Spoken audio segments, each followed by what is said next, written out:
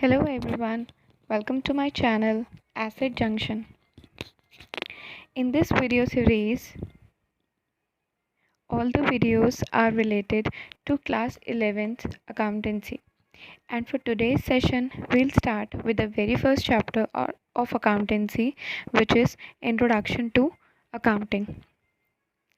जो ये चैप्टर है वो अकाउंटेंसी की बेसिक नॉलेज प्रोवाइड करता है।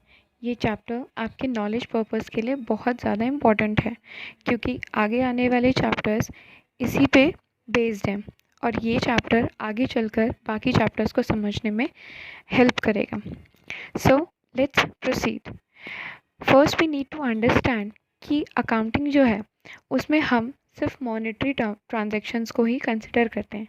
मॉनेटरी ट्रांजैक्शंस मतलब वो ट्रांजैक्शंस जिन्हें हम मनी में मेजर कर सकते हैं, जिनकी कोई ना कोई मनी वैल्यू होगी, उन्हीं ट्रांजैक्शंस को हम अकाउंटिंग में कंसिडर करेंगे। फॉर एग्ज़ाम्पल कोई एम्प्लॉय हार्ड वर्किंग है तो जो ये हार्ड वर्किंग है वो उसकी क्वालिटी है, उसे हम मॉनेटरी टर्म्स में कैलकुलेट नहीं कर सकते, इसीलिए हम उसको अकाउंटिंग में कंसिडर भी नहीं करेंगे। अकाउंटिंग में हम सिर्फ वही ट्रांजैक्शंस को कंसिडर करते हैं जिनकी कोई ना कोई मॉनेटरी वैल्यू है, जिनको हम मनी में मेजर कर सकते हैं। ठीक है, so let's see the definition of accounting.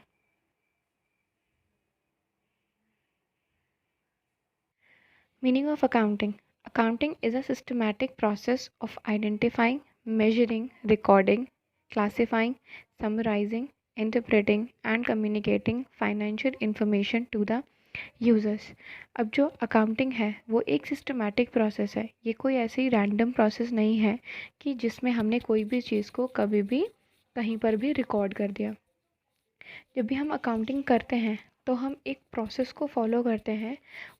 जो भी हमें ट्रांजैक्शंस को रिकॉर्ड करना है उन्हें हम स्टेप बाय स्टेप रिकॉर्ड करेंगे। तो जिसमें हमारा जो नंबर 1 स्टेप है वो है आइडेंटिफाइंग। आइडेंटिफाइंग का क्या मतलब है? आइडेंटिफाइंग का मतलब है कि अकाउंटिंग करते टाइम हम वो सारी ट्रांजैक्शंस को आइडेंटिफाई करेंगे जो भी हमारी बिज़नेस की ट्रांजैक्शंस हैं, मतलब जो हमारे बिज़नेस में यूज़ होने वाली ट्रांजैक्शंस हैं, जिनसे हमें कोई आगे चल के कोई फ़ायदा मिलने वाला है, हम इसमें वही ट्रांजैक्शंस को रिकॉर्ड करते हैं। जो भी हमारी बिज़नेस ट्रांजैक्शंस नहीं हैं हम उन ट्रांजैक्शंस को इसमें रिकॉर्ड नहीं करेंगे। तो फर्स्ट स्टेप इज़ आइडेंटिफाइंग, हम सारी अपनी बिजनेस ट्रांजैक्शंस को आइडेंटिफाई करते हैं। Second is measuring. अब मेजरिंग क्या होता है? मेजरिंग है हमने आइडेंटिफाई कर लिया हमारी ट्रांजैक्शंस, अब हमारा सेकंड काम क्या है? उन ट्रांजैक्शंस की वैल्यू निकालना। मतलब किसी ने हर ट्रांजैक्शन की कोई ना कोई मॉनेटरी वैल्यू होगी, क्योंकि अकाउंटिंग में हम यही करते हैं ना, मॉनेटरी वैल्यू जिसकी है उसी ट्रांजैक्शन को हम इसमें रिकॉर्ड करते हैं। तो हम सेकंड स्टेप में उन ट्रांजैक्शंस की मनी वैल्यू निकालेंगे, उनकी मॉनेटरी वैल्यू हम निकालेंगे।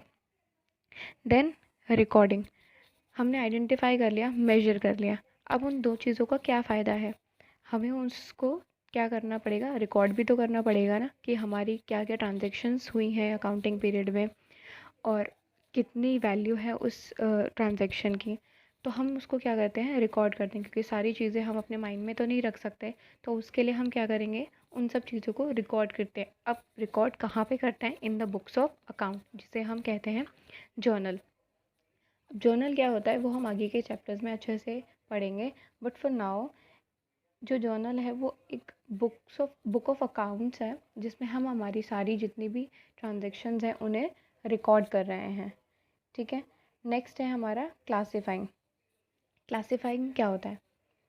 हमने रिकॉर्ड कर लिया, ठीक है। अब अब जैसे कोई लोग हैं, सबके अलग अलग नाम होते हैं, ठीक है। कोई राम, श्याम, राधा, सीता, जो भी है, सबके अलग अलग आइडेंटिफिकेशन है। उसी तरीके से हमारी ट्रांजैक्शंस की भी कुछ ना कुछ आइडेंटिटी है। जैसे हमने कुछ सामान बेचा है, तो क्या करा हमने? सेल करा। अब सेल करा है, सेल किस में करी है हमने? कैश में सेल करी है। तो हमारा एक अकाउंट हो गया सेल और एक अकाउंट हमारा हो गया कैश। ठीक है, हमारे दो हेड्स आ गए हैं यहाँ पे, सेल और कैश। तो हम जो बुक्स ऑफ अकाउंट में रिकॉर्ड करेंगे तो सेल का हम कॉलम अलग बनाते हैं और कैश की हेडिंग हम अलग बनाएंगे। तो हमारी थ्रू आउट द ईयर जितनी भी सेल हुई है वो सेल के कॉलम में जाएगी, जितनी भी हमारी कैश की ट्रांजैक्शन है वो कैश में जाएगी। नॉट ओनली सेल और कैश, हम जो भी ट्रांजैक्शंस करेंगे उन्हें हम एक नाम दे देंगे, चाहे हमने परचेज़ करी है या क्रेडिट में कुछ सामान ख़रीदा या बेचा है, तो ये सारे क्या है हमारे हेड्स बन जाएंगे। तो क्लासीफाइंग में हम क्या करते हैं, जो भी हमारी सेम नेचर वाली चीज़ें हैं उन्हें हम सेम जगह पर पोस्ट करते हैं। जैसे हमारी जितनी भी सेल्स हैं हम वो सारी सेल हेडिंग के अंदर लिखेंगे, और जितने भी हमारी कैश है, कैश ट्रांजेक्शन है, उन्हें हम कैश हेडिंग के अंदर लिखेंगे। उसके बाद आता है हमारा समराइजिंग। अब समराइजिंग में हम क्या करेंगे, समराइजिंग क्या होता है, समराइजिंग क्या है, जितनी भी हमने ट्रांजेक्शन्स रिकॉर्ड कर ली हैं उन्हें क्लासिफाई कर दिया है, अब उसको हम यहाँ पे क्या करेंगे, एक शॉर्ट में उसकी एक समरी प्रिपेयर करेंगे। मतलब कि जितनी भी हमने सेल करी थी, अब हम अगर कंपनी में अपने बॉस को वो रिपोर्ट दे रहे हैं तो हम उन्हें सारी तो दे नहीं देंगे ना, कि 1 तारीख को हमने इतनी सेल करी है, 2 तारीख को इतनी सेल करी है। तो हम उन्हें एक शॉर्ट में समरी प्रिपेयर करके देते हैं कि टोटल हमारी जो कितनी सेल्स हुई हैं, कितनी परचेजेस हुई हैं, कितनी कैश में ट्रांजेक्शन्स हुई हैं। ठीक है, तो इस स्टेप में हमने क्या करा, समराइज़ करा जो भी हमारा डेटा था उसको, एक शॉर्ट समरी उस डेटा की हमने प्रिपेयर करी। नेक्स्ट हमारा स्टेप आता है इंटरप्रेटिंग। अब इंटरप्रेटिंग क्या होता है, इस स्टेप में हम क्या करते हैं, जितना भी हमारा डेटा है उसे अब हम क्या करेंगे, एनालाइज करेंगे, उसे इंटरप्रेट करेंगे, और उन सारे डेटा से हम हमारा फाइनल में एक उसकी रिज़ल्ट निकालेंगे, एक फाइनेंशियल अपना चेक करेंगे कि हमें थ्रू आउट द ईयर हमें हमारा क्या पोजीशन रही है, हमारे काम का क्या स्टेटस रहा है, और जो भी हमने काम करा है उससे हमें प्रॉफिट हुआ है या फिर लॉस हुआ है। फॉर एग्ज़ाम्पल हम स्कूल में होते हैं, हम एग्ज़ाम देते हैं, तो टीचर्स क्या करते हैं, हमारे रिज़ल्ट का एनालाइज करती है, ठीक है, और at the end of year हमारी परफॉर्मेंस निकाली जाती है कि हमने कितना अचीव करा है, हम पास हुए हैं या फेल हुए हैं। तो उसी तरीके से कंपनी में भी हम यही करते हैं, जितनी भी हमने थ्रू आउट द ईयर जितनी भी ट्रांजैक्शंस करी हैं उनका पूरा हम डेटा को एनालाइज करते हैं, और लास्ट में हम ये रिज़ल्ट निकालते हैं कि हमारा प्रॉफिट हुआ है या लॉस हुआ है, मतलब हम अपनी फाइनेंशियल पोजीशन चेक करते हैं। Now final step is communicating. अब हमने फाइनेंशियल इन्फॉर्मेशन निकाल ली, अपना रिज़ल्ट निकाल लिया कि हमें प्रॉफिट हुआ है क्या लॉस हुआ है। अब ये जो भी सारी फाइनेंशियल इन्फॉर्मेशन है वो हम किसको देंगे, फाइनेंशियल यूज़र्स को हम ये सारी इन्फॉर्मेशन प्रोवाइड करेंगे। तो जो हमारे यूज़र्स होते हैं, मतलब हमारे जो शेयर होल्डर्स है या जनरल पब्लिक है, ये सब क्या है, हमारे यूज़र्स हैं, फाइनेंशियल यूज़र्स हैं। तो हम इन्हें अपनी सारी जो भी फाइनेंशियल इन्फॉर्मेशन है वो इन्हें प्रोवाइड करवाएंगे। सो जो बेसिकली ये जो 7 जो आपके स्टेप्स हैं, एक तरीके से आप इन्हें स्टेप्स कह लो, कि आपको जब भी आप अकाउंटिंग करोगे तो आपको ये 7 स्टेप्स को फॉलो करना ही होगा, जिससे आपकी जो अकाउंटिंग है वो इफ़ेक्टिवली हो जाएगी। So accounting is a systematic process of identifying, measuring, recording, classifying, summarising, interpreting and communicating financial information to the users. और जो आपकी ये 7 चीज़ें हैं वो आपकी अकाउंटिंग की कैरेक्टरिस्टिक्स भी कंसिडर की जाएंगी। ये उसके 7 एट्रीब्यूट्स हैं जिन्हें आपको फॉलो करना होगा। अब आगे हम बात करेंगे ऑब्जेक्टिव्स ऑफ अकाउंटिंग, कि अकाउंटिंग के क्या क्या ऑब्जेक्टिव्स होते हैं। तो पहला और मेन जो ऑब्जेक्टिव है अकाउंटिंग का वो है मेंटेनिंग अकाउंटिंग रिकॉर्ड्स। मतलब कि इसमें जो भी हमारी बिजनेस की ट्रांजैक्शंस हैं उन्हें हम क्या करेंगे, एक सिस्टमैटिक वे में रिकॉर्ड करेंगे। और कहाँ पे रिकॉर्ड करेंगे, in the books of account.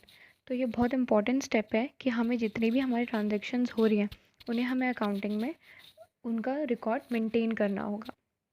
Second is determining profit and loss. हमने डेफिनेशन में भी पढ़ा था कि हमने सारे डेटा को एनालाइज करके इंटरप्रेट करके उसका क्या करा है, हमने एक फाइनेंशियल पोजीशन निकाली है अपनी बिजनेस की, यानी कि अपना प्रॉफिट या लॉस हमने चेक करा है। इसके लिए हम एक चीज़ प्रिपेयर करते हैं, P&L अकाउंट, जो हम आगे के चैप्टर्स में अच्छे से समझेंगे कि P&L अकाउंट होता क्या है। बट अभी के लिए जो P&L अकाउंट हमने प्रिपेयर करा है उससे हमने यहाँ पे अपना प्रॉफिट या लॉस निकाला है। Next is facilitating management.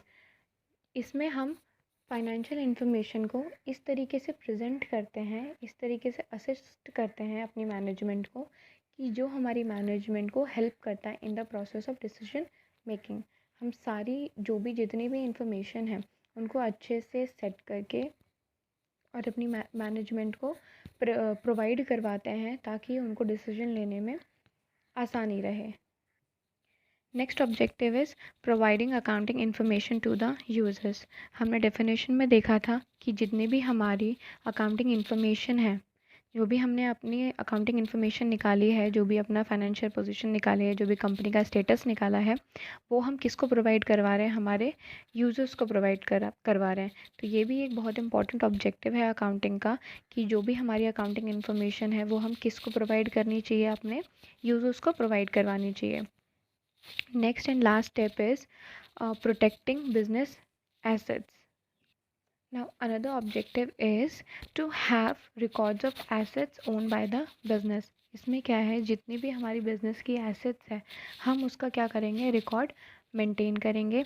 Accounting के थ्रू हमने वो जो भी एसेट का रिकॉर्ड है उसको मेंटेन किया और उससे हमारी जो मैनेजमेंट है उसको किस में हेल्प हुई थी, डिसीजन मेकिंग में। और यहाँ पर भी जो है हमारी जो मैनेजमेंट है वो क्या करेगी, हमारी एसेट्स को प्रोटेक्ट करेगी और उन पे कंट्रोल एक्सरसाइज करेगी। तो इससे जो है हमारी मैनेजमेंट को बहुत हेल्प मिलती है in accounting. So this is all about today's session. आगे के सेशंस में हम कंटिन्यू करेंगे ये चैप्टर को। आई होप आपको ये चैप्टर समझ में आया हो। So thanks for watching and please like and subscribe my channel.